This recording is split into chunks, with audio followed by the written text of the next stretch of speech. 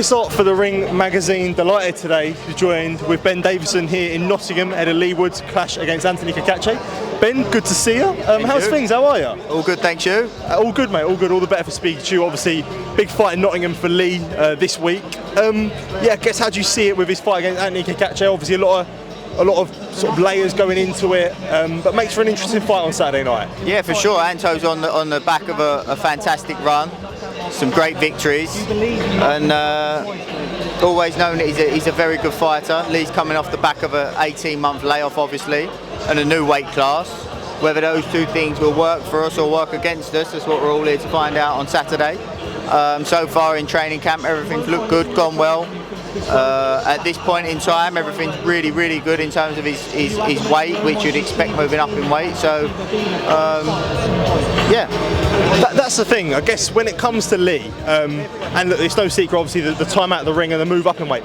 In a camp, from where he was so active before, like we was fighting, I think it was like 3 times in, 6 or 7 months. How do you manage it from going like that to then like not fighting in 20 months? Is it hard, do you think? To be honest with you, he stays in the gym. He's not one of them that like, I'll train for a camp, just do a camp. He's always in the gym. Obviously, it's different to competing, and that's what I mean. Look, I could sit here and say, yeah, you know, the time out of the ring's 100% going to work for us because he's gave his body a rest after a tough period. That might be the case. It might work against us. Yeah. That might be the case. That's just the reality of it. We'll know when we get in there because so far everything's brilliant in the gym and all good. And you know, so far it looks the way, but you know, the reality is you only know when you get in there.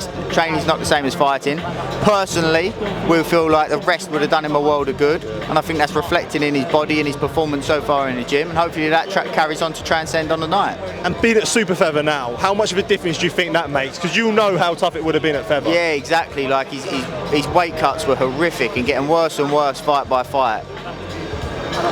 So his weight's really, really happy with where he's at with his weight and that so far, which you'd expect for this camp. The reality is, I think the mistake people make is they move up in weight and then they think, oh, I've got the leeway to go a little bit heavier. But then you've actually got the same cut if you're going a bit heavier as you had before. So Leigh's not done that. He's continued as he was making featherweight, and it's just a smaller cut now, which again I think he'll reap the rewards from. Just touch on the other fighters on the card as well. Obviously Chris Kongo and Roy and Chris Kongo back out. Yeah, I guess looking forward to seeing Chris back out against Owen Cooper. Yeah, that's a really good fight as well. And Kongo's looking good in the gym, so it's good for him to get back active after his good win that he had against Florian Marku, and then he's been active on a couple of the Riyadh season cards. So yeah, hopefully he can get the victory on Saturday and continue to build from there. Ben, just quickly moving on, surrounding the gym. Obviously, I spoke to Anthony Joshua on Saturday. He spoke about I know Eddie spoke about him being injured, and he spoke about having elbow surgery. I guess for yourself, what is the latest with that? I guess being sort of the trainer, is it a serious injury? Like, how do you sort of view the injury that AJ would have? Yeah, is it an injury where he can't move it? No, but is it an injury where he can perform and do what he needs to do? Yeah, so you know, obviously nobody wants to have an operation, so I think he's been doing all the rehab he can to ensure that he doesn't need to have an operation, but I think if that's not working, then he will need to go under the knife, so to speak, and yeah, I haven't caught up on the latest with that, but that's the latest on it to my knowledge. Where do you think it leaves the timeline for a return then? Would you, because I spoke to Eddie yesterday and he said like late August, September time. I know AJ spoke about potentially towards the back end of the year. And where do you think it leaves, I guess, for a potential return for AJ? Yeah, probably towards the back end of the year. Yeah. Is there any, I guess when it comes to opponent as well, is there any like ideal for you? Obviously everyone's going to talk about Tyson Fury. If it was only one option, do you think that's the main target of what you're going to push for? Like? Yeah, look, the thing is with the heavyweight division, I've said this numerous times in this period while he's had it out, while he's been out. The land of the heavyweight division can turn so quickly and change so quickly that it's hard to tell. You know, something can pop up that you just didn't expect. So I suppose just have to wait and see. A couple more before I do let you go. Shabazz Masoud against Peter McGrail. Yeah, real interesting fight, which I'm sure as the gym, one you're excited for as well. Yeah, it's a really, really good fight. I think it's a great fight for the pair of them.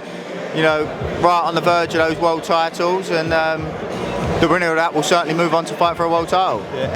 Anything else in the gym? Obviously, TKV obviously looking for an Adelaide rematch. Anything else? Yeah, I think he's looking for an Adelaide rematch. Obviously, we've got Alloys, Luke McCormack, and Moses Italma on the Scotland card on the 24th. So looking forward to that. We work with Fabio as well, so Fabio's got the fight on June the 7th as well, which is another great show and a great fight. So yeah, busy times at the minute. Just on the Wardley replacement there, how would you think as a training team deal with the development of a late change as well? Because I know it's a late change, but look, 4 weeks is still, it's still a decent time for Huni. Like, how would you prepare differently? Obviously, changing from Miller to Huni, which is obviously a semi-different style in a sense. Semi-different. Yeah, very different. Yeah. It is what it is, like.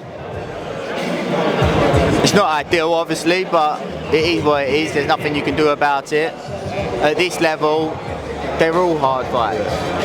They're all tough fights. And Huni's, I think he was a world bronze medalist, something like that.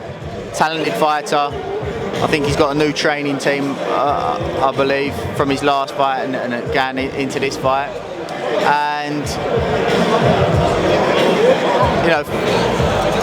Fabio's so often the underdog, and I think that's actually after that last victory, the script might have flipped there, where I think people are now starting to expect a bit more from him. Yeah. So he's always, if you ask him to do something, he'll go out there and do his best to do that. Very, very, Huni likes to be busy. He's a fighter with a bit of IQ. But dangerous. Fabio is one dangerous guy for anybody, to be honest with you. And I think that the lack of the expectation on him works for him, because he's willing to just take risks in moments that others won't, and it works for him. Good stuff. Ben, appreciate you taking time to speak to me. Always good to hear from you. I appreciate it, and all the best on Saturday. Thank you, mate. Cheers.